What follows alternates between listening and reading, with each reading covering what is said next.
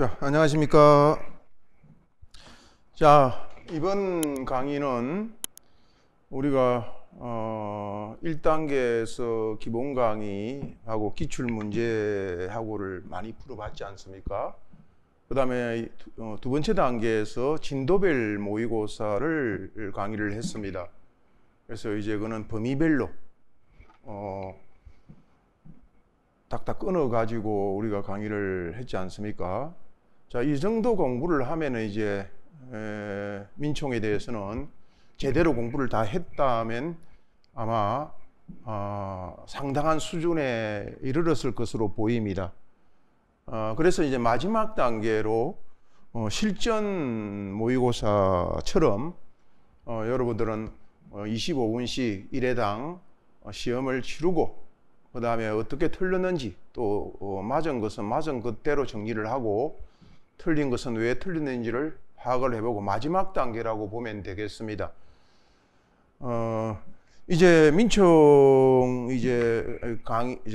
강의의 필요성이 조금 많아지다 보니까 지금 제가 이리 보니 어중이 다 이제 민총 강의한다고 자기들이 제일 잘 나간다 이런 식으로 하는데 여러분들은 그런 유언비어 내지는 사탕발림에 현혹되지 말고 자기에게 제일 맞는 그런 강의를 쫓아 공부만 열심히 하면 되겠습니다. 다시 말하지만 우리는 민총을 100점을 목표로 해야 되고 또 민총만 시험을 치는 게 많지는 않습니다. 예를 들어서 행정사, 세무사, 법학, 특채 이런 정도인데 그래도 이 소방간부는 간부라는 말이 들어가지 않습니까? 경찰 간부도 마찬가지고요. 그래서 이 기존의 민총만 시험을 치는 세무사, 행정사, 법학, 특채보다는 훨씬 더 수준이 좀 더 높을 거라고 보이시거든요. 그러니까 단순한 조문만 알면 된다라든가 간단한 내용만 알면 되고 이런 식으로 공부를 해가지고는 80점 정도까지는 받을 수 있을지 몰라도 100점을 받기에는 역부족이지 않을까. 우리는 100점을 목표로 해야 되니까 조금 깊이 있는 것도 하고 그리고 간부가 되려고 그러면은 경찰 간부든 소방 간부든 우리는 좀 더 수준이 있는 것도 몇 문제를 풀어봐야 시험장에서 당황하지 않고 고득점을 할 수 있을 것으로 보입니다. 자, 지금은 이제 마지막 단계이기 때문에 우리가 많은 공부가 이제 어느 정도 된 상태이거든요. 그래서 이거는 실전처럼 우리가 문제를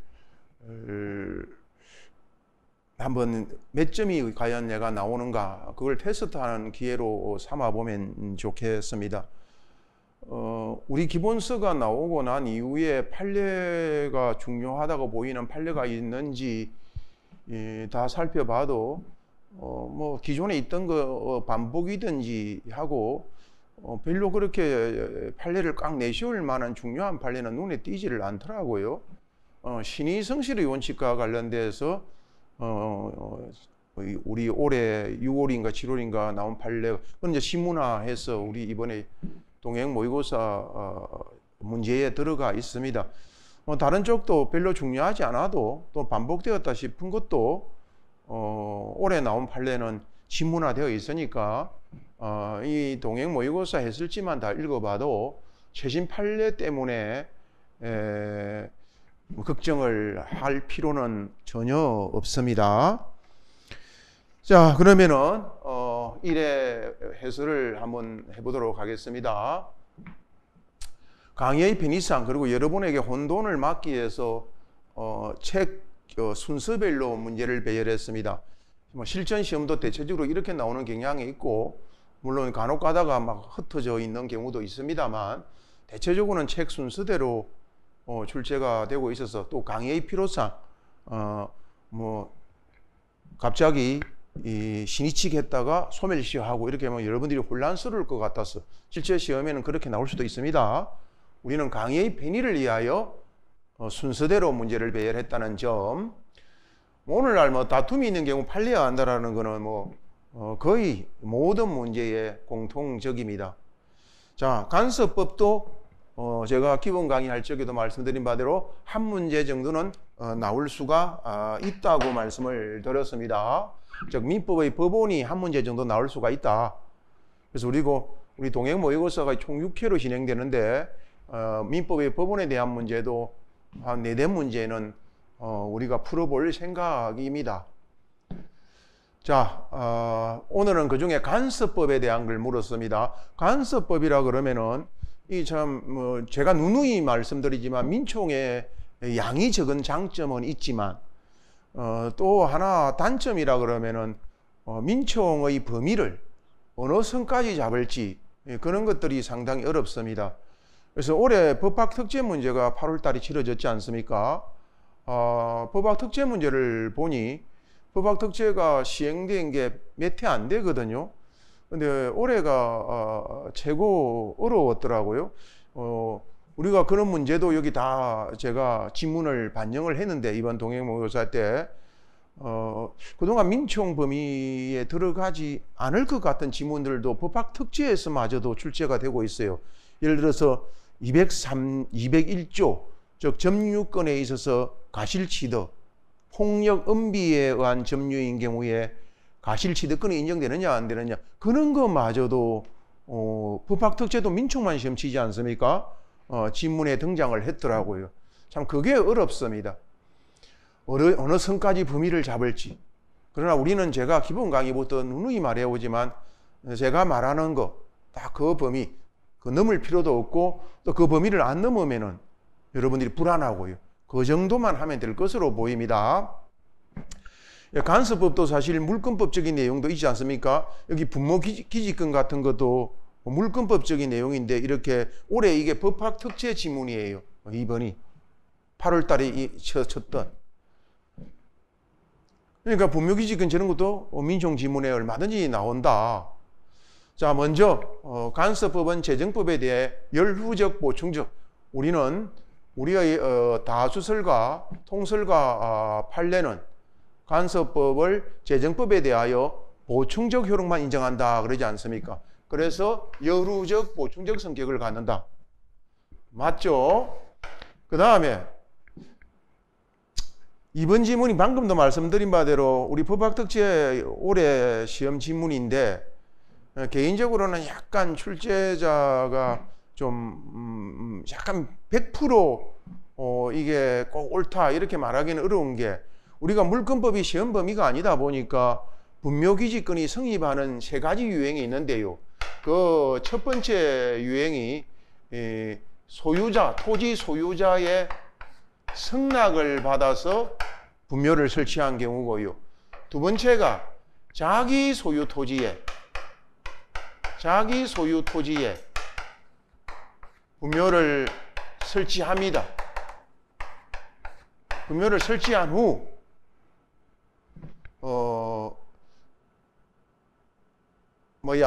그 분묘 임야를 그 토지 분묘가 있는 임야를 다른 사람에게 매각을 합니다. 그런데 뭐 분묘 부분에 대해서는 따로 이장해 간다 이런 특약 없이 이장한다는 특약 없이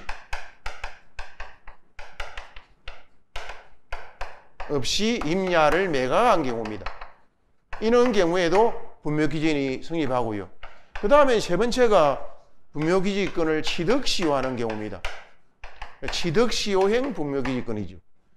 분묘기지권이 성립하는 경우가 이런 3가지 유형이 있는데 당연히 취득시효행 이거는 합의가 없는 거죠. 20년간 평온공연하게 분묘를 설치한 후 그 기지를 점유해 온 경우니까 합의가 있을 수가 없죠. 요것도 특약 같은 거 없으니까 합의가 있다고 볼 수 없습니다. 근데 첫 번째 분묘기준 성립하는 경우는 땅 주인의 승낙을 받아가지고 분묘를 설치했으니까 일종의 합의가 있다고 볼 소지도 있거든요. 근데 이게 최근 판례거든요. 2017년인가? 최근 판례인데 이거는 취득시효행 분묘기지권에 대해서는 합의가 필요 없다고 한 거예요. 근데 여기 지문은 올해 법학특제 기출문제 지문에서 그냥 취득시효행 분묘기직이란 말, 취득시효행이란 말이 들어가지 않고 그냥 분묘기직권은 합의하에 성립한다 해가 틀린 거로 이렇게 했단 말이죠. 그래서 이걸 말한다면은 틀린 게 맞아요. 그러나 성낙을 받은 경우도 있을 수가 있기 때문에 이걸 더 정확한 틀린 지문을 하기 위해서는 해설을 보면 알겠지만 취득시효행 분묘기직권은 이렇게 했더라면은 훨씬 더 좋았을 것이다. 명백히 틀린 게 되니까. 아무튼 뭐 객관식의 특징은 정답을 상대적으로 고르는 데 있지 않습니까? 그래서 뭐 다른 게 다 옳기 때문에 뭐 상대적으로 뭐 2번을 정답으로 할 수는 있을 겁니다. 그래서 올해 기출지문이라서 제가 지문을 변형시키지 않고 그냥 그대로 지문에 옮겨봤다라는 점. 3번이야 뭐 워낙 많이 우리가 다루었던 겁니다. 사실인 간섭은 법적 규범으로 성인 강행되기에 이르지 않은 것을 말하고요. 간섭법은 성인 강행되 이런 것을 말하고요. 예, 맞습니다. 그 다음에 간섭법의 효력을 부정하기 위해서는 간섭을 둘러싼 전체 법질서 체계와 함께 간섭법의 효력을 인정한 대부분 판례의 기초가 된 사회 구성원들의 인식, 태도나 사회적, 문화적 배경 등의 의미 있는 변화가 뚜렷하게 드러나야 한다. 해설지를 보면 알겠지만 이제 이 판례를 우리는 직접적으로 보지는 않았습니다만 우리가 종중이나 상속회복청구권 소멸시효에 관한 판례에서 헌법을 최상위 규범으로 하는 전체 법질서에 비추어 볼 적에 더 이상 법적, 사회적 정당성과 합리성을 인정할 수가 없으면은 그러면은 사회 구성원들의 인식 태도 이런 거죠. 더 이상 정당성과 합리성을 인정할 수가 없다면은 간섭법으로서의 효력을 인정할 수가 없다 그랬지 않습니까? 그러니까 이런 변화가 의미 있는 변화가 뚜렷하게 드러난다면은 간섭법의 효력을 부정할 수가 있다 이 말입니다. 정당성과 더 이상 합리성을 인정할 수 없게 된 게 변화가 뚜렷하게 드러난 경우죠. 그 다음에 종전 구성원의 자격을 성년 남자만으로 제한하는 간섭법은 이제 더 이상 그죠? 법적 효력이 이건 뭐 누누이만 했기 때문에 그냥 넘어가도록 하겠습니다. 성년이어야 됩니다. 미성년은 종전 구성원이 될 수가 없습니다.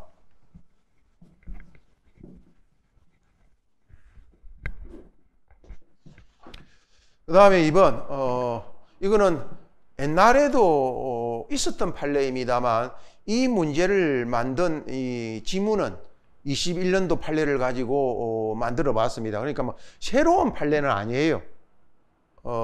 기존에 있던 내용을 반복해서 다시 판례가 나왔다. 그러니까 새로운 건 아니니까 뭐 2021년도에 올해 다시 판례가 한번 나왔기 때문에 제가 지문될 만한 걸 이렇게 문제화해 본 거예요.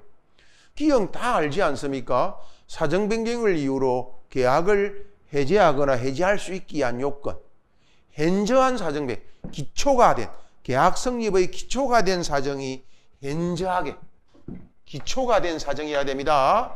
현저히 변경되어야 되고, 또 당사자가 그 변경을 예견할 수 없었어야 되고, 계약을 그대로 유지하게 되면은 당사자 이에 중대한 불균형을 초래하거나 계약을 체결한 목적을 달성할 수 없게 되어 가지고 신의측에 반하는 결과가 되어야 되고, 이런 경우에는 예외적으로 사정 변경을 이유로 계약을 해지할 수가 있다. 그죠? 네, 맞습니다. 두 번째, 자, 여기 제가 기초가 된 사정이 현저히 변경되어야 된다 그랬죠. 기억에서 알 수 있듯이 기초가 계약의 기초로 삼지 않은 사정, 또 일방 당사자가 변경에 따른 불이익이나 위험을 떠안기로 한 사정, 이런 것들은 자기가 떠안기로 했잖아요. 기초가 되지 않았잖아요. 그리고 또 불이익이나 위험을 자기가 떠안기로 했잖아요. 이것들은 다 여기서 말하는 사정에 포함되지가 않는다. 포함되는 것은 오직 기초가 된 사정만 포함됩니다.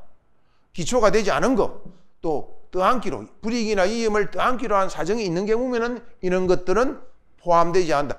이것도 포함이 되지 않는다. 이까지는 당연히 맞는데 이 말 후단부 때문에 X가 되겠습니다. 그래서 니은은 틀렸다.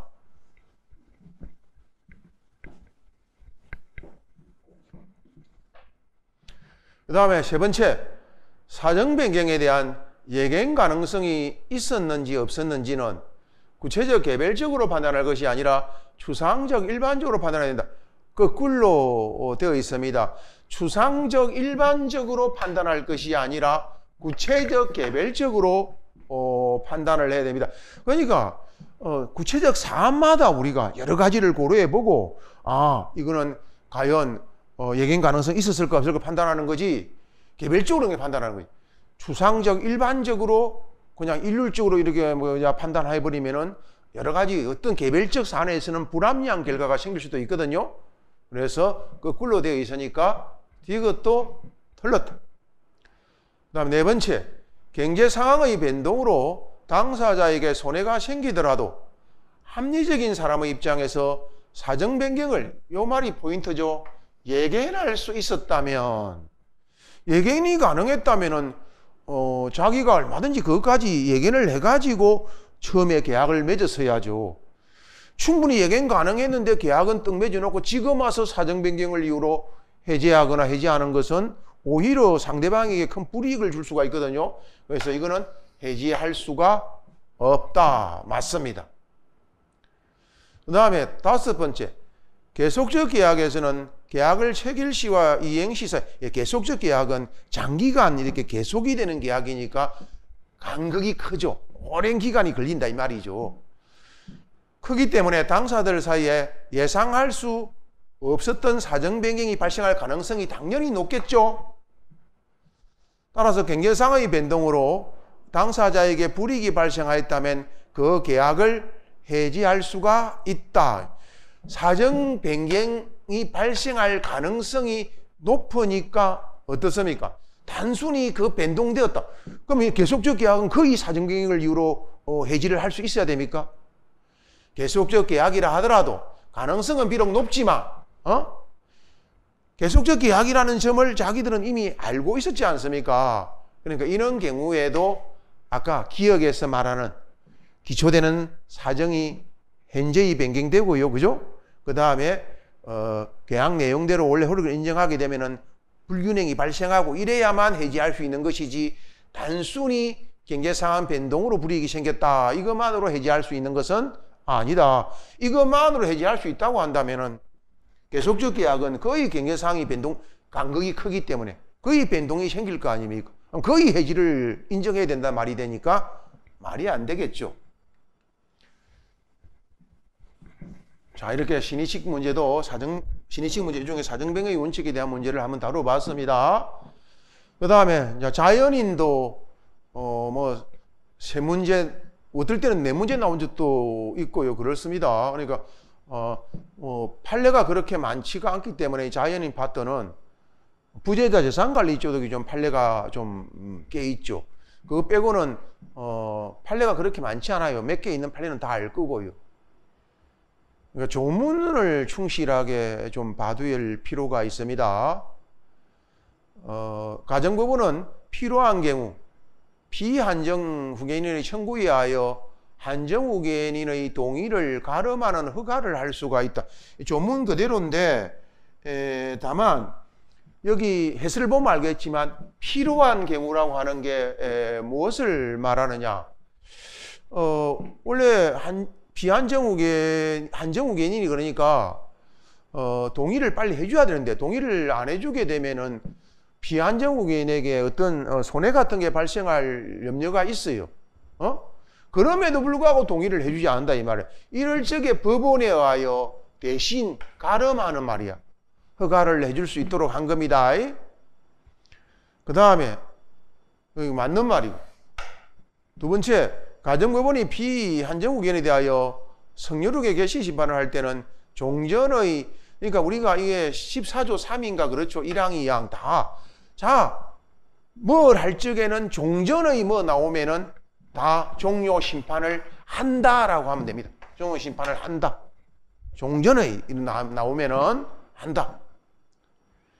그리고 아무리 피성년 후견이지만 일상생활에 필요하고 그 대가가 가다하지 아니한 법률 행위를 하는 경우 이거는 취소할 수가 없고 이거는 뭐 조문에 불과하지만 시험에 우리가 뭐 기출 문제에서도 많이 다뤄봤고 진도별 모의고사 할 때도 해봤고 이건 한정후견인도 마찬가지고요. 그 다음에 이 4, 5번이 최근에 엊그제 얼마 한두 달 전에 나온 판례입니다. 그래서 자연인은 판례가 잘 안 나오는데 나왔기 때문에 한번 지문화 해본 거예요.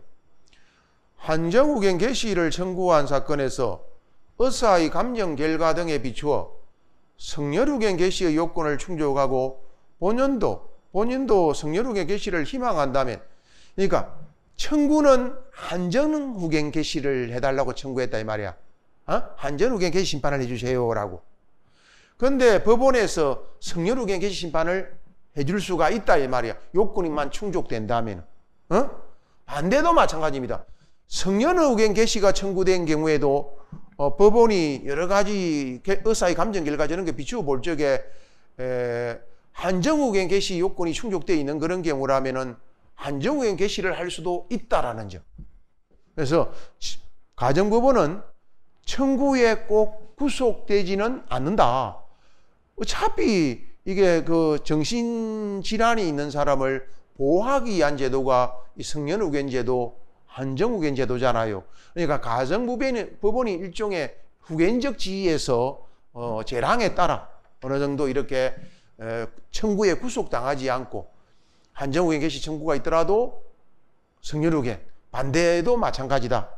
알아둘 필요가 있겠죠.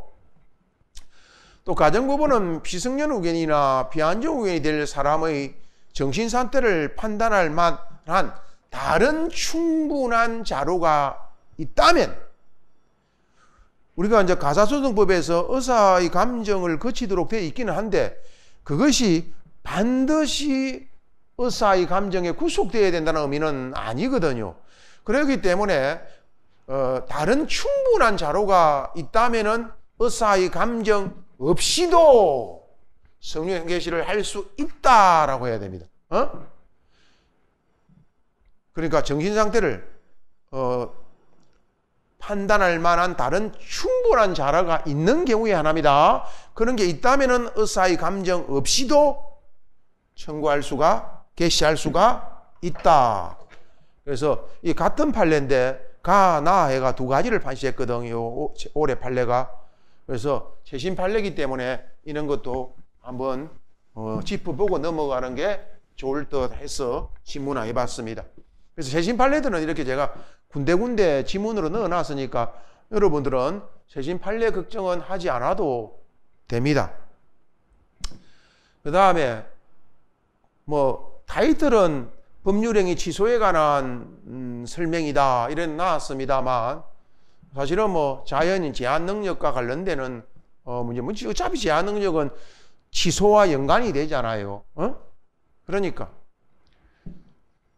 자, 1번은 뭐 조문에 시험에 자주 나오는 조문이죠.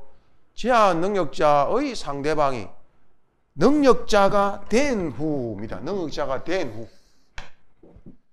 1개월 이상의 기간을 정하여 학답을 촉구한 경우 그 능력자로 된 사람이 학답을 바라지 않으면 발신주의죠. 능력자가 된 사람이니까 그런데도 학답을 안 했으니까 충분히 혼자서 능력자가 되었으니까요. 학답을 바랄 자격이 있는데 학답을 안 했잖아요. 그럼 불이익을 줘도 되겠죠. 그 불이익이라는 거는 더 이상 취소를 못하게 하는 게 불이익이잖아요.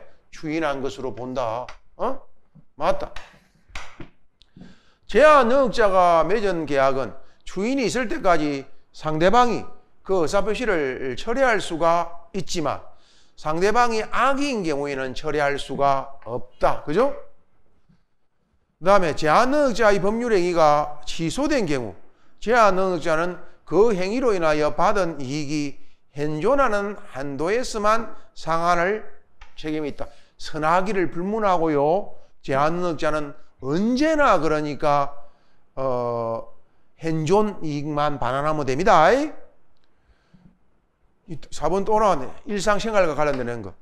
5번 매매계약의 당사자가 사기 강박 등을 이유로 매매계약을 취소해버린 경우 상대방에 대하여 채무불이행으로 인한 손해배상 책임을 부담할 수 있다. 이게 해제와 다른 점이에요. 해제가 된 경우에는요, 명문으로 저기 551조에서 손해배상 책임을 인정하고 있어요. 그러나 취소의 경우에는 우리 민법 어디에도 손해배상을 인정한다는 규정이 없기 때문에 일반 논리에 따라야 되죠. 일반 논리에 따르면 어떻습니까? 취소는 소급표가 있고 소급표가 있다라는 말은 저 매매계약은 처음부터 체결된 바가 없는 게 되죠.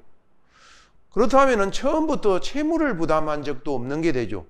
즉 매매계약이 맺어졌다고 해서 매매대금 채무가 있는 겁니까? 취소가 됐는데 처음부터 무효가 되니까 처음부터 채무를 부담한 적이 없는데 어떻게 채무불이행에 의한 손해배상 책임을 질 수가 있겠나요? 그래서 해제의 경우에는 그 551조라는 규정이 있기 때문에 약간 그래서 이론적인 문제점은 있지만 우리가 손해배상을 인정하지만 채무불이행의 손해배상이라 그러죠, 그걸. 그러나 취소는 그렇게 해석할 수가 없다. 명문의 규정도 없기 때문에. 그래서 5번이 틀렸고, 그 다음에 실종선고. 잠수장비를 착용한 채 바다에 입수하였다가 떠오르지 아니한 채 행불되었다면 다더라도 이는 사망의 원인이 될 이난이라고 할 수 없다. 즉 특별실종 중에 하나인 이난실종, 이난실종을 청구할 수 있을까 이 말이죠. 그런데 우리가 이난실종에서 말하는 이 사망의 원인이 될 이난이라고 하는 거는 뭐 큰 홍수가 난다든가 뭐 하산이 폭발한다든가 큰 지진이 일어난다든가 이렇게 사람이 사망하였을 개연성이 대단히 높은 객관적이고 외부적인 사태를 말하는 거예요. 근데 이거는 자기 스스로가 입수를 한 거죠. 외부적 사태가 아니고요. 그렇기 때문에 이거는 이난실종에서 말하는 사망의 원인이 될 이난에 해당한다고 볼 수가 없다. 맞네요. 그래, 없다 했으니까. 바로 옳은 거 1번이 옳은 게 되겠네요. 그래서 이거는 5년이 지난 후에 보통 실종 선고를 이 사람에 대해서는 청구할 수는 있어도 특별실종 1년 지난 후에 특별실종을 청구할 수 있는 것이 아니다. 이번도 우리가 아마 기출문제지 기본 강의할 적에도 물론이고 기출문제 풀 때 진도별 모의고사 계속 나오는 거 아닙니까? 좀 이것은 소송 절차의 안정성을 위하여 좀 특별 취급을 한다 이렇게 생각을 하면 됩니다. 실종자를 당사자로 한 판결이 확정된 후에 실종 선고가 확정되어 그 사망 간주 시점이 소재기 이전으로 소급하는 경우, 원래 민법 실체법의 논리를 따르면은 소재기 이전으로 소급하니까 죽은 사람이 상대로 한 판결이면 무효가 돼야 마땅하지 않습니까? 근데 이걸 무효로 해버리면은 그 법원에서 객관적인 기관이라고 할 수 있는 법원에서 말이죠. 또 할 일 많은 법관들이 많은 노력을 기울여가 재판해놓은 게 다 무로 돌아가게 됩니다. 허무하게 됩니다. 그래서는 안 되기 때문에 또 소송 절차는 한번 판결이 나고 나면은 함부로 뒤엎어지면 안 돼요. 기판력도 이미 발생했고 그런데요. 그렇기 때문에 일반 실체법적인 소급표의 법리를 여기에 그대로 대입하지 말고 이 판례는 따로 제가 기억하자 그랬죠. 그래서 이거는 설령 사망 간주 시점이 소재기 이전으로 소급한다 할지라도 그 판결은 무효가 되지 않습니다. 그대로 유효화해 가서 소송 절차의 안정을 도모하자 이 말입니다. 그러니까 틀렸네 이게. 그 다음에 실종 선고의 효과는 실종자를 사망한 것으로 간주하므로 실종자는 실종 선고를 취소하지 않고는 공법상 선거권이나 비선거권을 가질 수 없다. 우리가 흔히 이렇게 말하지 않습니까? 실종 선고에 의한 사망 간주의 효과는요, 종래의 주소나 거소를 중심으로 하는 사법적 법률 관계만을 종료시킨다. 이렇게 하잖아요. 그럼 이 선거권, 비선거권, 또 행법상 살인죄가 성립하느냐, 마느냐, 이런 것은 전부 공법적인 문제잖아요. 그래서 이런 데는 실종 선고의 효과가 미치지를 않아요. 그래서 아무리 실종 선고를 받아도 선거권, 비선거권은 공법적인 문제니까 여전히 가질 수가 있다. 가족관계 등록부상 이미 사망강으로 기재되어 있는 자에 대하여는 실종 선고를 할 수 있나요? 이것도 각종의 시험에서 많이 출제가 된 겁니다. 사망 기재되어 있는 경우에 그것을 뒤집을 만한 명백한 자료 같은 반증이 없는 이상은 실종 선고를 할 수 없다라고 말하죠. 그리고 실종 선고가 있더라도 물권법상의 어떤 다른 권리 취득이 실종 선고가 취소되더라도 말이야, 다른 권리 취득 원인에 하여 재산을 취득한 경우, 예를 들어 취득시효가 완성되었거나 선의 취득이 되었거나 이런 경우에 그 시효 취득자, 선의 취득자에게까지 실종 선고 취소의 효과를 주장할 수는 없다. 그래서 실종 선고에 의하여 재산을 취득한 자는 그 취소 전의 점유에 하여 시효 취득을 할 수가 있고, 이 시효 취득이 된 경우에는 나중에 실종 선고가 취소되었다 하더라도 이 시효 취득자에게 그 반환을 청구할 수가 없습니다.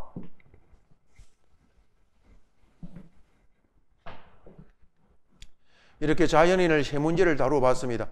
그 다음에 이제 법인으로 들어갑니다. 법인에 대한 공부는, 법인은 판례도 꽤 있지 않습니까? 특히 비법인 사단에 관한 판례가 많고요. 법인의 불법행위 책임에 대해서도 판례가 꽤 있고, 그 다음 기관 쪽도 판례가 있고, 설립 쪽도 특히 재단법인 설립, 그죠? 그런 기본적인 판례, 정관변경도 판례가 좀 있죠. 그런 기본적인 판례들을 우리가 기본 강의, 진도별 모의고사처럼 많은 문제를 다뤄봤고요. 이런 걸 정리를 딱 해가지고 있고, 그 다음에 조문 알고 있으면은 됩니다. 그래서 법인은 조문이 31조부터 97조까지 조문이 있는데요. 이 중에 뭐 97조 조문 같은 거는 뭐 벌칙 조문이라서 그런 거는 시험과 관계없지만, 법인 조문은 이 97조가 약 60몇 개의 조문이 있지 않습니까? 67개라는 조문이 있는데, 그래도 우리가 기출문제지 봐서 알겠지만 엔간한 조문들은 한 번씩은 거의 출제가 다 됐어요. 뭐 벌칙 조문 이런 거 빼고는. 물론 출제 빈도가 아주 많이 되는 게 있고 거의 안 돼. 가끔 한 번 나오는 것도 있지만, 가끔 한 번 나온다고 해서 우리가 100점을 목표로 하면서 안 할 수가 있나요? 그래서 가끔 한 번씩 나오는 조문들도 한번 이렇게 지문으로 다뤄볼 필요가 있습니다. 그런 것도 있을 겁니다. 아마 우리 진도별 모의고사에서 많이 해봤고요. 틀린 거, 사단법인뿐만 아니라 재단법인의 경우에도 정관 변경은 주무관청의 허가를 얻지 아니하면, 우리는 뭐 재단법인, 사단법인 할 것 없이 허가주의를 채택하고 있지 않습니까? 그러니까 허가를, 이거는 정관 변경이죠. 정관 변경은 모두 원래 사단법인은 자율적 법인이니까 원칙적으로 정관 3분의 2 이상의 찬성이 필요하죠. 정관 변경이 허용되고, 재단법인은 원칙적으로 허용이 안 됩니다만 예외적으로 허용되죠. 그러니까 어느 정관 변경이든, 즉 사단법인이든 재단법인이든 다 주무관청의 허가가 꼭 있어야 됩니다. 맞습니다. 재단법인에 부동산을 출원했습니다. 출원자와 재단법인 사이에서는 등기 없이도, 그죠? 법인 것이 되지만, 법인이 제3자에게, 대외적 관계죠. 대항하려면 등기가 필요하다. 이걸 우리가 흔히 학설 명칭으로는 대내외 관계 구별설 이렇게 말하잖아요. 뭐 간단하게 절충설이라고 하죠. 절충설. 꼭 이 판례의 태도는 기억해 두어야 되는 중요한 겁니다. 대외 관계에서는 등기를, 대내 관계에서는 등기 필요 없고, 행위의 외행상 법인의 대표자의 직무행위라고 인정될 수 있는 것이면 법령의 규정에 위배된 것이라도 그 행위로 인하여 손해가 발생한 경우 불법행위 책임이 인정이 된다. 우리는 외행이론이라 그러죠. 외행이론에 따라서 행식적으로 판단합니다. 행식적으로. 그래서 사리도모가 있거나 법령에 위반했거나 이건 묻지 않습니다. 외행이론에 따라서 직무행위라고 인정될 수만 있다면 법인의 불법행위 책임이 인정됩니다. 이사의 대표권에 대한 제한이 정관에 기재된 경우에는 제3자에게 그의 선악기를 불문하고 대항할 수 있다. 참 이런데 우리가 뭘 하나를 알아도 정확하게 기억하고 있어야 됩니다. 어리버리하게 기억하고 있으면은 쏘가 넘어가기가 대단히 쉽습니다. 참고로요, 법인편에서 뭐 대항할 수 있니 없니 저런 게 나오면은 등기라는 말이 나와야 됩니다. 그러니까 정관의 기재, 이거는 그 대표권 제한이 유효한 제한이냐 그렇지 않느냐를 판단하는 거죠. 대표권 제한이 정관에 기재되어야만 유효한 제한이 됩니다. 정관에 기재하지 않으면은 그 대표권 제한은 유효한 제한이 못 됩니다. 유무효를 판단하는 거예요. 정관 기재는. 그 다음에 선악기를 불문하고 3자에게 대항을 할 수 있니 없니를 말할 때는 정관 기재가 아니라 등기라는 말을 써야 됩니다. 예. 등기된 경우에는 이렇게 하면 O가 되겠죠. 그래서 이거는 정관에 기재된 경우에는 했으니까 X가 됩니다. 재단법인 설립자가 이사 임명 방법을 정하지 않냐고 사망한 때는 이왕계인 또는 검사의 청구에 하여 이걸 흔히 정관, 재단법인에 있어서 정관의 보충제도라 그러죠. 보충제도. 이거는 재단법인에서만 인정되는 거지 사단법인에서는 인정이 되지 않습니다. 재단법인에서만 정관 보충제도가 있다. 그리고 재단법인의 필수적인 목적이라든가 자산은 절대 보충이 안 됩니다. 뭐 명칭이나 사무소의 소재지나 여기 이사 임명 방법 이런 거는 보충을 할 수가 있지만 예, 이 5가지 신문들은 법인에서 자주 지문에 등장하는 것들입니다. 그 다음에 일반 법인에서는 마지막 편에 소개되어 있는 법인의 소멸에 관한 겁니다. 해산청산 말이죠. 자, 청산인이 청산 목적 범위 외의 법률행위입니다. 왜? 원래 청산법인은 청산 목적 범위 내에서만 권리 능력이 있잖아요. 외에는 할 수 없는 행위를 한 거잖아요. 그러니까 무효다.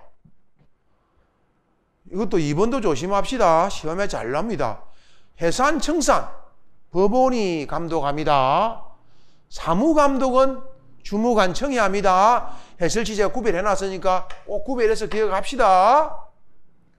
청산중법인은 아직 변제기 이르지 않은 채권에 변제할 수 있죠. 왜 변제할 수 있어야 됩니까?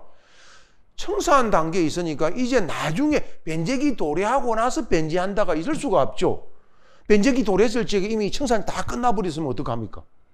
그러니까 이런 것도 감정인의 평가 같은 거 거쳐가지고 현재 얼마의 가치가 있는가 평가를 해가지고요. 변제를 할 수가 있는 겁니다. 법인이 해산한 경우, 이 파산의 경우는 제외합니다. 왜냐? 파산의 경우는 파산법에 따라야 되니까요. 채무자 해생 및 파산인가 하면 줄여서 그냥 파산법이라 그럴게요. 파산법에 따라야 되니까요. 그리고 그때 파산의 경우는 청산인이 들었을 필요가 없잖아요. 파산간제인이 들었으니까요. 파산의 경우를 제외하고는 정관 또는 총회 결의로 달리 정한 바가 없으면 해산 당시 이사가 청산인이 된다. 좋습니다. 마지막으로 법인에 대한 청산 종결 등기가 된 경우에는 청산 사무가 종결되지 않았다 하더라도 법인의 권리 능력은 소멸한다 그랬는데 참 많이 이게 옛날에도 판례가 있었던 거예요. 우리 기출이 많이 되었잖아요. 근데 이거는 제가 올해 판례를 가지고 질문한 거예요. 올해 판례가 또 나온 거예요. 그러니까 옛날에도 있었던 건데 21년도에 판례가 또 나왔다. 그래서 우리는 법인의 권리 능력이 소멸을 하려면은요, 둘 다 청산 종결 등기가 되고 청산 사무도 종결, 둘 다 되었다 그래야 권리 능력이 소멸하는 거예요. 좌우지간 이렇게 청산 사무가 종결되지 않았다 그러든지, 반대로 청산 사무가 종결되었으나 청산 종결 등기가 되지 않았다 그러든지, 좌우지간 둘 중에 하나라도 되지 않은 경우, 않았다는 표현이 나오면은 그거는 권리 능력이 소멸하지 않는 겁니다.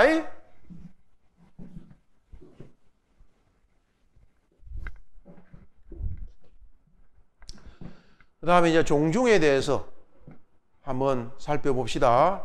종중은 판례가 대단히 많지 않습니까?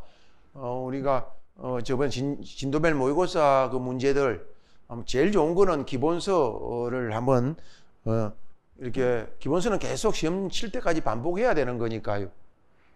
계속 자기 옆에 끼고 다니면서 반복을 해서 자기 것으로 만들어야 됩니다.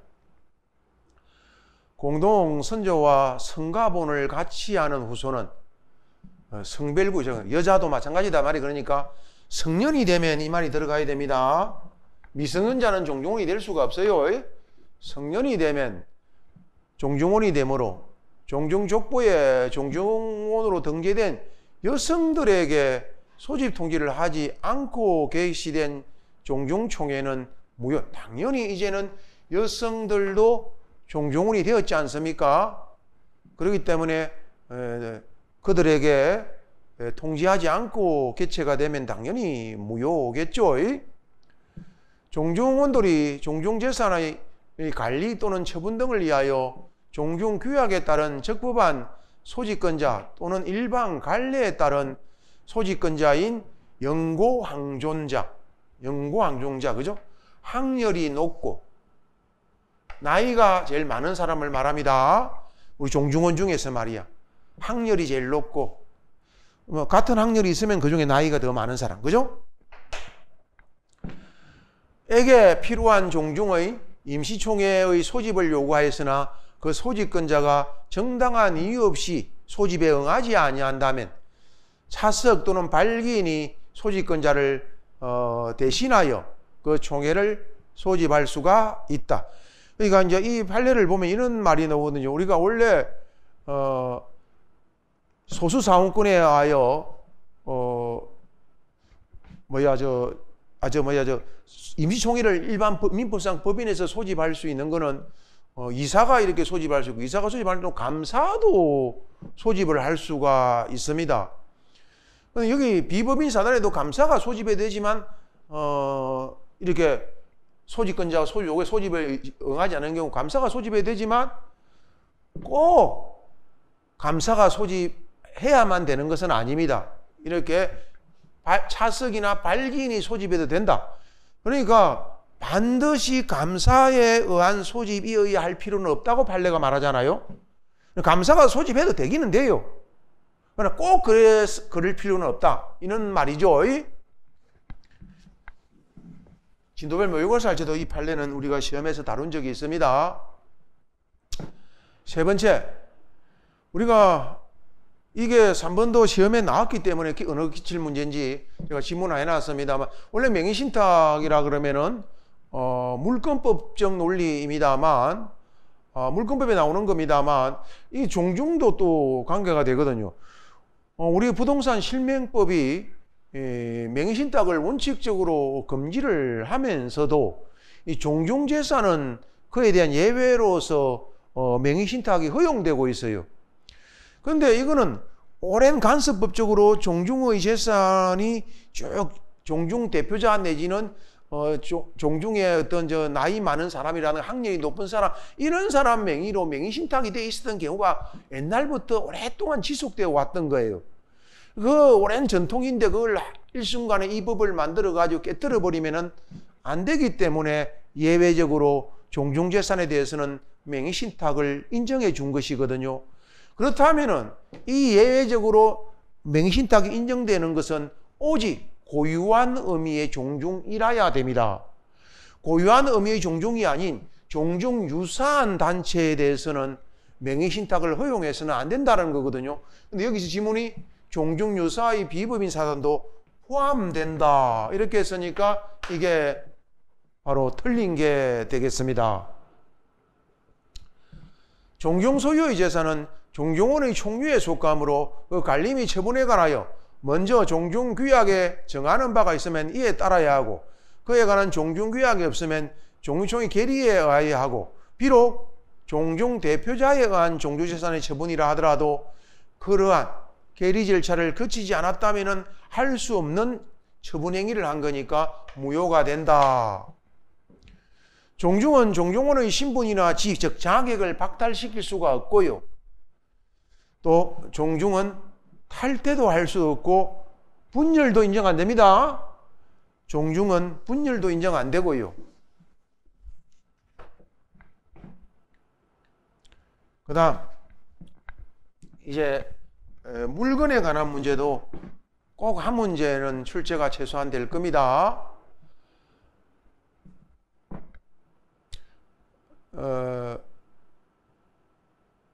전기 기타 이런 것도 쏘가 넘어가면 안 되겠죠. 전기 기타 관리할 수 있는 자연력은 이 부동산이다 이 말이 틀렸죠. 그죠?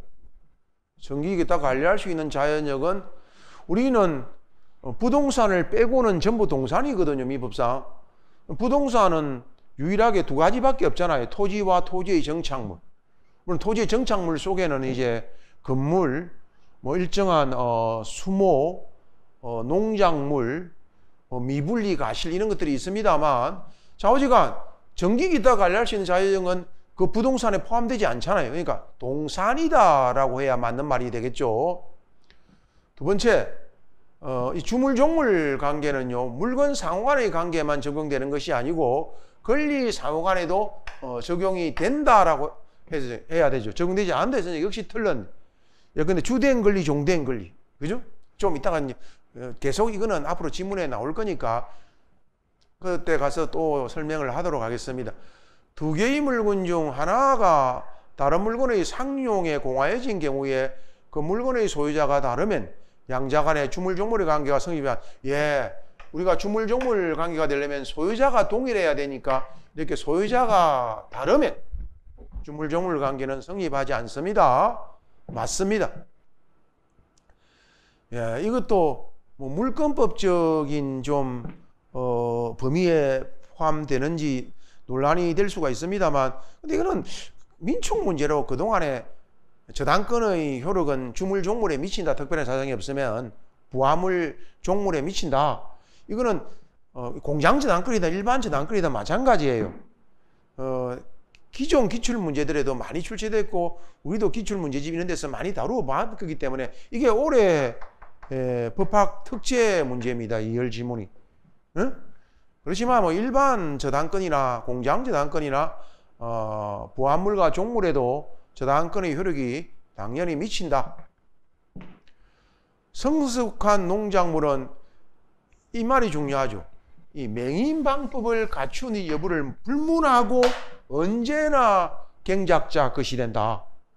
그래서 농작물만 그래. 나머지 뭐 일정한 임목법에 따라 임목에 관한 법률에 따라 보존 등기가 되지 않은 수목도 맹인방법을 갖추어야 위분리 가실도 맹인방법을 다 갖추어야 부동산이 되는데 농작물만큼은 맹인방법을 갖출 필요가 없다라는 점. 언제나 경작자 소유가 된다라는 점. 그걸 조심해서 기억을 하셔야 되겠습니다.